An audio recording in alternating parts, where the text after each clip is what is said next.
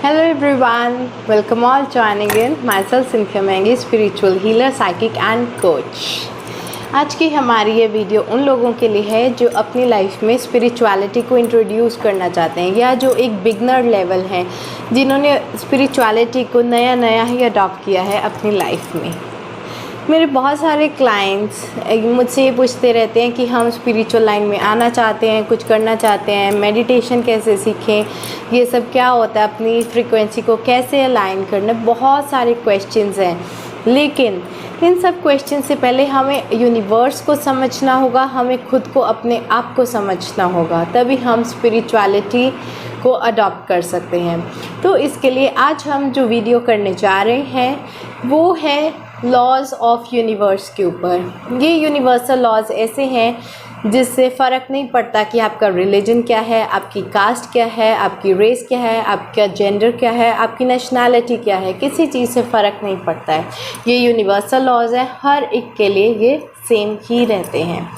जैसे हम बोलते हैं कि टाइम यूनिवर्सल है, पास्ट प्रेजेंट फ्यूचर, राइट। फ़र्क नहीं पड़ता आप इंडियन हो, अमेरिकन हो, ऑस्ट्रेलियन हो, सब के लिए एक पास्ट प्रेजेंट एंड फ्यूचर रहता है। तो इसी तरह हमारे कुछ यूनिवर्सल लॉज हैं जिनके बारे में आज हम बात करेंगे। आपने अभी तक इस चैनल को अगर सब्सक्राइब नहीं किया तो इसको सब्सक्राइब कर लिया, नोटिफिकेशन बेल आइकन पर क्लिक कर लें। तो हमारा जो आज का सबसे पहला लॉ ऑफ यूनिवर्स है वो है लॉ ऑफ डिवाइन वननेस। इसका मतलब क्या है कि हम सब डिवाइन लेवल पर सेम हैं, हम सब वन हैं, कनेक्टेड हैं आपस में। जैसे कि कोई एक चीज़ कंपोनेंट्स होते हैं, जैसे आपने नींबू पानी बनाना है, ठीक है, तो आपको पता है उसमें नींबू डालना है, पानी डालना है, आप उसमें शक्कर डाल सकते हो, नमक डाल सकते हो, तो उसके कुछ कंपोनेंट्स हैं। तो जो हमारे कंपोनेंट्स हैं, फ़र्क नहीं पड़ता कि आप कोई एनिमल हो या ह्यूमन हो, सबकी एक बॉडी होती है, एक स्पिरिट होती है, एक एनर्जी बॉडी होती है। एक ऐसे लेवल पर हम एक दूसरे से कनेक्ट करते हैं। अब ये अगर हम दो लोगों को एक रूम में बंद कर दें कुछ दिनों के लिए, तो क्या ये पॉसिबल है कि जो एयर वन पर्सन एक्सेल करे वही एयर दूसरा पर्सन इनहेल करे? सो इज़ इट पॉसिबल कि कुछ जो हमारे एटम्स एंड मॉलिक्यूल्स हम एक्सपायर कर रहे हैं वही एटम्स एंड मॉलिक्यूल्स दूसरा पर्सन इनहेल कर रहा है? तो इट इज़ लाइक कि इन वन वे और द अदर हम एक दूसरे से कनेक्टेड हैं। आजकल पेंडेमिक में इतना ज़्यादा स्प्रेड हो चुका है इन्फेक्शन, एयरबॉर्न डिजीज़ हो रही हैं, एंड ये जो एयरबॉर्न है ये सबसे बड़ा एग्जाम्पल है कि हम आपस में एक दूसरे से कनेक्टेड हैं, ठीक है। तो फ़र्क नहीं पड़ता, इवन इन एनिमल्स ऑल्सो, जो हम एक्सपायर कर रहे हैं वो रिस्पायर कर रहे हैं, तो it doesn't matter. The first law explains that we are divinely connected to each other. अगर इसको हिंदी में देखें तो सब भगवान के बच्चे हैं, आपस में भाई बहन हैं, ठीक है। हम बोलते हैं ना, हिंदू मुस्लिम सिख ईसाई आपस में सब भाई भाई। तो it is kind of the same thing कि हम लोग सब एक हैं, आपस में कनेक्टेड हैं डिवाइन लेवल पर, ओके। जो सेकंड लॉ है वो है हमारा लॉ ऑफ वाइब्रेशन का। अब हमें ये तो पता है कि चाहे कोई लिविंग थिंग है चाहे कोई नॉन लिविंग थिंग है, वो एटम्स के साथ बनी होती है। इन एटम्स में जो है सब मॉलिक्यूलर लेवल पे उनके प्रोटॉन्स, न्यूट्रॉन्स, इलेक्ट्रॉन्स, इसमें डिवाइडेड होता है एक एटम, और ये हमेशा एक कॉन्टीन्यूस वाइब्रेटरी स्टेट पे रहते हैं, हर टाइम ये मूव करते रहते हैं एटम्स, ठीक है। तो हर चीज़ चाहे वो नॉन लिविंग है चाहे वो लिविंग है, एटम से बनी है, एंड जब ये एटम अपने वाइब्रेटरी स्टेट में होते हैं तो ये एनर्जी कहलाता है, ठीक है। मतलब कि उस एटम के अंदर एनर्जी स्टोर्ड होती है जो कि कंटिन्यूसली वो वाइब्रेटरी स्टेट उसको प्रोवाइड करती है। तो हम सब जो है एनर्जी हैं, आपस में कनेक्टेड हैं, एंड एक फ्रीक्वेंसी पे, एक वाइब्रेशन पे हम वाइब्रेट करते रहते हैं। हमारी एक फ्रीक्वेंसी होती है। अगर हमारा मूड लो है तो हम बोलते हैं कि लो फ्रीक्वेंसी है, अगर हमारा मूड बहुत अच्छा है तो हम बोलते हैं हाई फ्रीक्वेंसी है। अगर हम देखें जो सैड म्यूज़िक होता है, डिप्रेसिंग म्यूज़िक होता है, वो बहुत ही लो फ्रीक्वेंसी म्यूज़िक होता है। एंड अगर आप कहीं डिस्क में चले जाओ, डीजे पे लाउड म्यूज़िक चल रहा है, बहुत वाइब्रेंट एनर्जी है वहाँ पर, तो उसको हम बोलते हैं हाई वाइब्रेशन। तो लॉ ऑफ वाइब्रेशन ये स्टेट करता है कि चाहे लिविंग थिंग है चाहे नॉन लिविंग थिंग है, सब एनर्जी से बने हुए हैं। वो एनर्जी चाहे हायर स्टेट में हो सकती है चाहे लोअर स्टेट में हो सकती है। और अब हमारा आता है थर्ड प्रिंसिपल, जो है लॉ ऑफ कॉरस्पॉन्डेंस। इसका मतलब है you think you become as you think. अब हमने ये तो देख लिया कि हम वाइब्रेशंस हैं, हम एक फ्रीक्वेंसी पर वाइब्रेट करते हैं।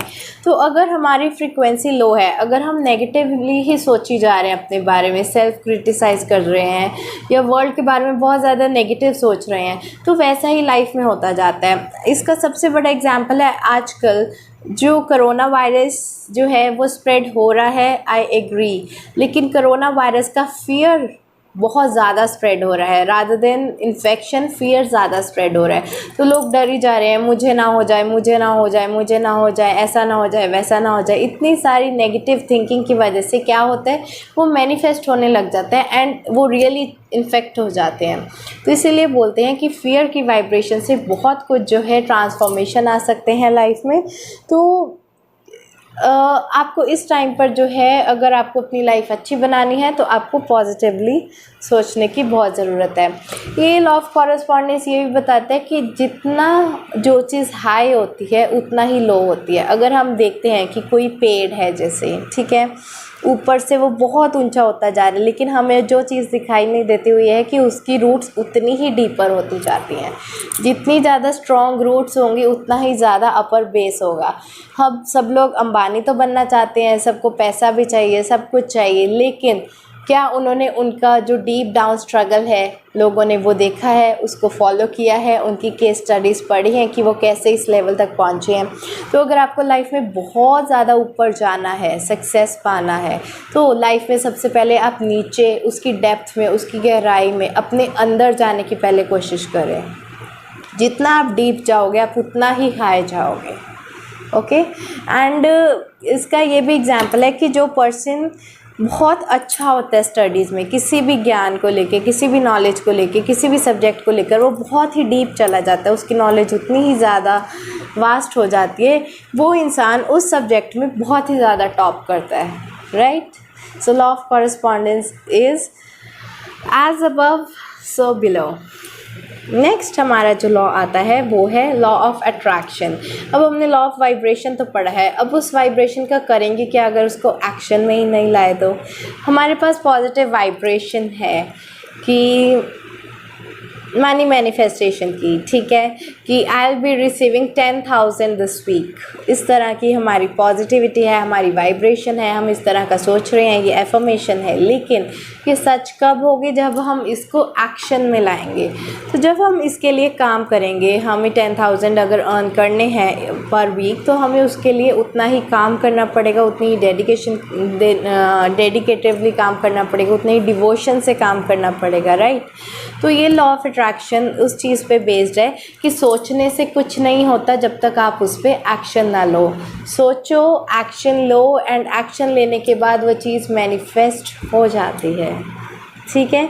तो लॉ ऑफ वाइब्रेशन को जब हम एक्शन में लाते हैं, वो लॉ ऑफ अट्रैक्शन बन जाता है, वो चीज़ें हमारी लाइफ में आनी शुरू हो जाती हैं। नेक्स्ट हमारे पास जो लॉ है वो है लॉ ऑफ एक्शन, जिसको हम लॉ ऑफ कर्मा भी बोलते हैं।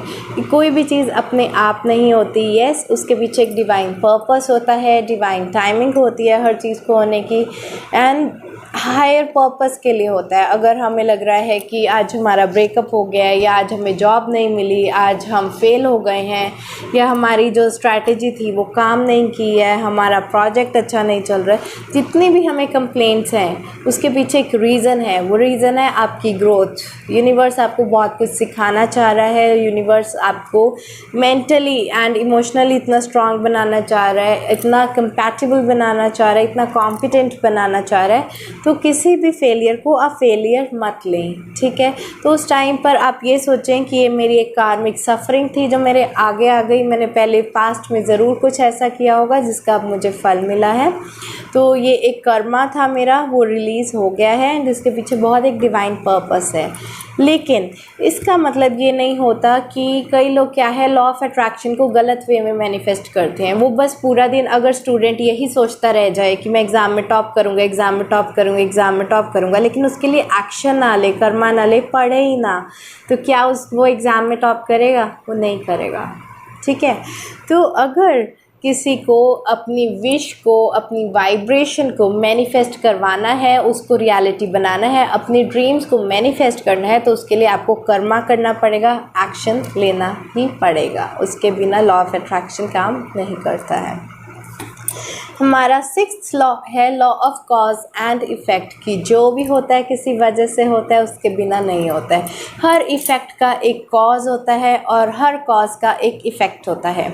जब हमें कोई चीज़ ट्रिगर करती है, हम उसका रिस्पॉन्स देते हैं, रिएक्ट करते हैं उस पर, हम जो भी उसको रिस्पॉन्ड बैक करते हैं, ठीक है, एक मैकेनिज़्म से, वो उसका हमें इफ़ेक्ट देखने को मिलता है। अगर आज हम पढ़ाई नहीं करेंगे तो हो सकता है हम एग्ज़ाम में फ़ेल हो जाएं, ठीक है। हर कॉज का एक इफ़ेक्ट आता है और हर इफ़ेक्ट का भी एक कॉज आता है। अब आपने देखा होगा कि पेंडेमिक में क्या हुआ है कि बहुत ज़्यादा इकोनॉमिकल क्राइसिस आए हैं, ठीक है, ऑल ओवर द वर्ल्ड ही आए हैं। तो इसकी वजह से क्या है कि आने वाले टाइम में हो सकता है कि क्राइम भी बढ़ जाए, बिकॉज़ इफ़ेक्ट इतना ज़्यादा आ गया है, इकोनॉमिकल क्राइसिस इतने ज़्यादा आ गए हैं कि हो सकता है आने वाले टाइम में उसका कॉज बन जाए, रॉबरी का कॉज ये इफ़ेक्ट बन जाए। इकोनॉमिकल क्राइसिस थे, कहीं से पैसे आ नहीं रहे थे, तो लोगों ने लूट मार करनी शुरू कर दी, तो इफ़ेक्ट हुआ था जिसका एक रॉबरी का कॉज बन गया है। तो कॉज इफ़ेक्ट बन जाता है, इफ़ेक्ट कॉज बन जाता है, और ये वाइस वर्सा ऐसे ही जो है हमारा साइकिल चलता रहता है। हमारा जो नेक्स्ट लॉ है वो है लॉ ऑफ कंपनसेशन। हमें ऐसा लगता है कि अगर हम गुड डीड्स करते हैं हमें उसका रिज़ल्ट नहीं मिलता है, लेकिन ऐसा नहीं है। अगर आपने देखा होगा कि जब हम कोई प्लांट लगाते हैं, हर प्लांट का अलग जो है फ्लावरिंग सीज़न होता है, फ्रूटिंग सीज़न होता है, कुछ समर प्लांट्स होते हैं, कुछ विंटर प्लांट्स होते हैं। अब मैंगोज़ जो है हमें समर में मिलते हैं, राइट। तो अब मैंगोज़ को विंटर में रियर नहीं करते हैं, तो हर चीज़ का एक डिवाइन टाइमिंग होता है। इसका मतलब ये नहीं है कि आप सीड को पानी देना छोड़ दो, उस पर काम करना छोड़ दो, या आप प्लांट पे बिल्कुल भी ध्यान ना दो, तो ऐसा नहीं होता। आपको मेहनत करनी है, अपने अच्छे काम करने हैं, गुड डीड साथ में करती रहनी है। अब बोलते हैं ना, नेकी कर दरिया में डाल, कि आप नेकी करके गुड डीड करके उसको भूल जाओ। आप एक बार सीड लगाते हो मैंगो का, उसके बाद उसको भूल जाते हो, उसको बस पानी देते हो, आपको ये याद नहीं रहता कि मैंने सीड लगाया था, आपको बस ये ध्यान रहता है कि ये प्लांट है और बहुत जल्दी मुझे इसका फल मिलने वाला है। यही आपको लाइफ के साथ करना है कि जब आपने एक बार गुड डीड कर दी, भूल जाओ, एंड उसके बाद बस ये सोचो कि डिवाइन टाइमिंग आने पर मुझे उसका फल ज़रूर मिलेगा। अगर आप अच्छे काम करते हो तो यूनिवर्स आपको रिवॉर्ड ज़रूर करता है एक परफेक्ट डिवाइन टाइमिंग पर। हमारा जो नेक्स्ट लॉ है वो है law of perpetual transmutation of energy. अब इसका मतलब क्या है? इसका मतलब है कि हम सब एनर्जी हैं, लेकिन ये एनर्जी ना तो क्रिएट होती है ना डिस्ट्रॉय होती है, ये एनर्जी ट्रांसफॉर्म होती रहती है, ठीक है। अब सपोज़ एक एग्ज़ाम्पल है, आपकी फैमिली के साथ जो बॉन्ड है, आप दोनों में एनर्जी है, सपोज़ ब्रदर सिस्टर का बॉन्ड है, उन दोनों में प्यार की एनर्जी है, लव की एनर्जी है, पॉजिटिव एनर्जी है, सपोर्टिव एनर्जी है, इमोशनली कनेक्शन है उन दोनों में, एक ब्रदर एंड सिस्टर में। एंड सपोज़ एक दिन लड़ाई हो जाए, फिर क्या होता है?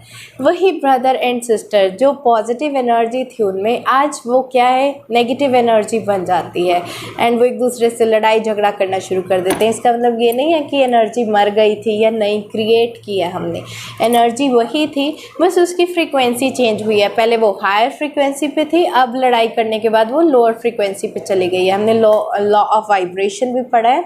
तो एनर्जी वहीं की वहीं रहती है, बस वो ट्रांसम्यूट हो जाती है, कभी पॉजिटिव कभी नेगेटिव। ओके हम भी हैं, हमारी भी एक एनर्जी स्टेट है, कभी हम बहुत ही हाई मूड में होते हैं, कभी हम लो मूड में होते हैं, तो ये हमारी एक एनर्जी ट्रांसमिटेशन है। लेकिन एनर्जी कभी भी क्रिएट नहीं होती, डिस्ट्रॉय नहीं होती, इसको बस हम ट्रांसफॉर्म करते रहते हैं from positive to negative and negative to positive, ऐसा ही इसका साइकिल चलता रहता है। नेक्स्ट हमारा जो लॉ है वो है लॉ ऑफ रिलेटिविटी का। सबसे पहली चीज़ कि सब चीज़ें रिलेटिव हैं, कोई भी चीज़ अच्छी या बुरी नहीं होती। Nothing is good, nothing is bad. इसका मतलब क्या है कि आज अगर मैं आपको बोलूं कि मुझे कॉफ़ी बहुत पसंद है, कॉफ़ी अच्छी होती है, एंड कुछ लोग जो कॉफ़ी पसंद नहीं करते वो मुझे बोलें कि कॉफ़ी बुरी होती है, तो किसकी बात सच है? कॉफ़ी अच्छी है या कॉफ़ी बुरी है? कुछ भी नहीं, कॉफ़ी तो कॉफ़ी है। इट डिपेंड्स कि आप उस सिचुएशन को कैसे लेते हैं, आपका परसेप्शन क्या है, वो आपके टेस्ट के अकॉर्डिंग है नहीं है। ऐसे ही लाइफ में जितनी भी सिचुएशंस आएँ, या तो आप उसको पॉजिटिव परसेप्शन से देखें कि ये मेरी ग्रोथ करवाने के लिए है, ये मुझे चैलेंजिंग है, ये मेरे लिए, मुझे इसमें से बाहर निकलना है, मुझे इसमें से कुछ सीखना है। या फिर आप उस सिचुएशन को लेकर विक्टिमाइज़ करें खुद को कि मेरे साथ ही ऐसा होना था, मेरे साथ ही बुरा हो गया, भगवान मुझसे पता नहीं क्या चाहता है। ये आपके ऊपर है, सिचुएशन सेम ही रहेगी, आप उसको चाहे पॉजिटिव वे में लें या नेगेटिव वे में लें, आपको डील उसके साथ करना ही पड़ेगा। अगर आप खुश होकर पॉजिटिव एनर्जी के साथ कोई सिचुएशन फेस करते हैं तो आप ग्रो कर जाते हैं, अगर आप नेगेटिवली किसी सिचुएशन को फेस करते हैं तो आप उसको सफ़र करते हैं। Choice is totally yours. Okay, सब कुछ रिलेटिव है, कोई अच्छा नहीं है, कोई बुरा नहीं है, ये हम लोग ही हैं जो हर चीज़ पर टैग लगा देते हैं। ओके, हम लेबल्स लगाते हैं। टोटली सब कुछ हमारी परसेप्शन के ऊपर डेवलप करते हैं। स्पिरिचुअलिटी इसी चीज़ का नाम है कि हमें चीज़ों के लिए एक न्यू परसेप्शन डेवलप करना पड़ता है, एक स्पिरिचुअल परसेप्शन, जहाँ पर हम न्यूट्रल होते हैं, ना हमारे लिए कोई चीज़ अच्छी ना कोई बुरी, एकदम न्यूट्रल। उस चीज़ को भी हम स्पिरिचुअलिटी बोलते हैं। नेक्स्ट हमारा जो लॉ है वो है लॉ ऑफ पोलैरिटी। हर चीज़ के दो पोल्स होते हैं, हर चीज़ की दो साइड्स होती हैं, ज़रूरी नहीं होता कि हम सिर्फ एक ही साइड को देखें। ओके, तो अगर आपको लगता है कि आप जो बोल रहे हो वो सच है, आपकी फीलिंग्स जो हैं वो अच्छी हैं, दूसरे पर्सन जो बोल रहा है वो सच है, उसकी फीलिंग्स अच्छी हैं, बट एक्चुअली में ऐसा नहीं होता है। एक ट्रुथ की भी साइड होती है, दोनों की अपनी अपनी तरफ से ठीक होते हैं। जैसे अगर हम 6 को देखें, मुझे इस तरफ से 6 दिखेगा, लेकिन जो दूसरे सामने बैठा है मेरे पर्सन, उसको वहाँ से 9 भी दिख सकता है। तो 6 को अगर हम उल्टा कर दें वो 9 बन जाता है, राइट। तो हमारा परसेप्शन चेंज हो जाता है, वो चीज़ वही की वही रहती है, आप चाहे उसको 6 पढ़ो चाहे आप 9 पढ़ो, ये आपके ऊपर रहता है। हर चीज़ की पोलैरिटी है, 2 साइड्स होती हैं, ये आपके ऊपर है, आप अपना परसेप्शन कौन सी साइड पे डिवोट करते हो, पॉजिटिव की तरफ, नेगेटिव की तरफ। बोलते हैं ना कि आइदर इट इज़ ब्लैक और it is white, it's not grey. हाँ, एक ब्लैक एंड वाइट का जो है आपको पोलैरिटी का यिन एंड यांग सिंबल ज़रूर मिलेगा, वो पोलैरिटी का सिंबल है एंड बहुत ही ब्यूटीफुल सिंबल है। नेक्स्ट हमारे पास जो आता है वो है लॉ ऑफ रिदम, कि कुछ भी चीज़ परमानेंट नहीं है, आपको ये चीज़ समझना चाहिए। जैसे एक रिदम आती है, high low high low high low, एक वेव की तरह। आपकी लाइफ भी ऐसी है, अगर आज अच्छे दिन चल रहे हैं तो कल बुरे भी आ सकते हैं, आज बुरे चल रहे हैं तो कल अच्छे भी आएंगे। आप अपने आप को ऐसे कांस्टेंट मत मानिए कि हमारी लाइफ सेम ही है, ऐसा नहीं होता। कोई भी इंसान टोटली अच्छे दिन लेकर पैदा नहीं होता, कोई भी इंसान टोटली बुरे दिन लेकर पैदा नहीं होता। ये एक लॉ ऑफ रिदम है, आपकी लाइफ कॉन्टीन्यूसली चेंज हो रही है, इसका यही साइकिल है। इवन अगर आप देखें तो डे के बाद नाइट, नाइट के बाद डे, ऐसा ही रहता है। सिमिलरली आपकी लाइफ में भी डे एंड नाइट जो है वो चलता रहता है। अगर आपकी इस टाइम पर डार्क नाइट चल रही है, आपको लग रहा है लाइफ में सब कुछ ठीक नहीं हो रही है, तो इसका मतलब सिर्फ और सिर्फ ये है कि डार्क नाइट के बाद डे लाइट आने वाली है, सन शाइन करने वाला है। Alright, so have hope in life. और हमारा जो लास्ट लॉ है यूनिवर्स का वो है लॉ ऑफ जेंडर, कि हर चीज़ में एक मैस्कुलिन और फेमिनिन एनर्जी का बैलेंस होता है, जिसको हम बोलते हैं शिव शक्ति बैलेंस। अगर मैं देखूं, मेरा जेंडर फीमेल है, राइट, बट इसका मतलब ये नहीं है कि मेरे पास मैस्कुलिन क्वालिटीज़ नहीं है, मेरे पास करेज है, स्टेबिलिटी है। नॉर्मली जो विमेन है बहुत ज़्यादा इमोशनल होती हैं, इमोशनल साइड डेवलप्ड होती है, एंड जो मैन होते हैं बहुत ज़्यादा लॉजिकल होते हैं, बट इसका मतलब ये नहीं है कि जो विमेन है वो लॉजिकली काम नहीं कर सकती।